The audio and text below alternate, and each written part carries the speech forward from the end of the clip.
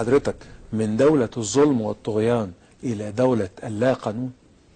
لا، مش يعني كلمة اللا قانون دي معناها فوضى عارمها. لا، مش اللا قانون، إنما في انفلات، وهذا الانفلات خلاك تقول لا قانون. أي نعم، في تحدي للقانون، خرق للقانون، التفاف حول القانون بدرجة غير مسبوقة، إنما لسنا دولة لا قانون. الشرطة كانت في خدمة النظام ولها هيبة، النهاردة ما هياش مع النظام لكن ما لهاش هيبة، كيف نعيد إليها الهيبة المنقوصة؟ الحقيقة كلمة الهيبة دي يعني خلينا لا نستخدمها بسهولة. الخوف مش معناه وجود هيبة على الجانب الآخر، لا، وجود تسلط، وجود كذا. إنما الشرطة في خدمة الشعب، ضروري من عودة هذا، مش الشعار بس، عودة هذا المسلك، هذه السلطة، إنها سلطة تخدم الشعب، السلطة في خدمة الشعب.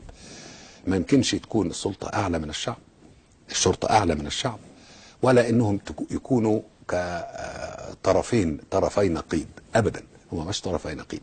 والحكاية دي بدأ الإحساس بضررها حين أصبح الناس والشرطة على طرفي نقيض، والنتيجة احنا شفناها. ودي مسؤولية الطرفين، مسؤوليتنا ومسؤولية الشرطة اللي تقوم بضمان الأمن والأمان لنا. نحن يجب أن نكون طرفا واحدا، هم بيخدموا الناس والناس تحترمهم. هنا بقى مش الهيبة ولا الخوف، إنما الرصانة والاحترام المتبادل والاحتياج المتبادل.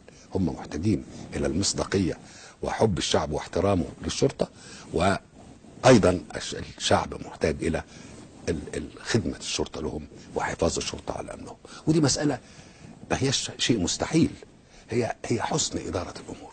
كيف تحسن إدارة هذه الأمور أو تسيئها؟ حياتك مع ولا ضد الإبقاء على حالة الطوارئ؟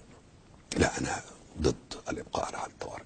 ما يمكنش. شوف، بقول لك يا طارق، ما هي موجودة معنا بقى لها فوق 30 سنة، لا منعت جرائم ولا منعت خطف ولا منعت إرهاب ولا منعت حاجة أبدا.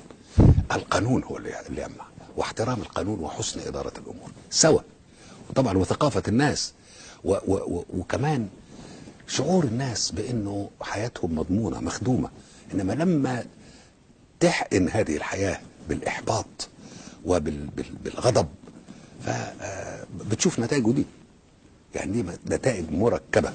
سوء إدارة الحكم تؤدي إلى نتائج سيئة، فوضى، سهولة استخدام السلاح وسهولة الخروج عن القانون والانفلات، الأمر اللي بيؤدي إلى الأحوال اللي احنا بنشوفها.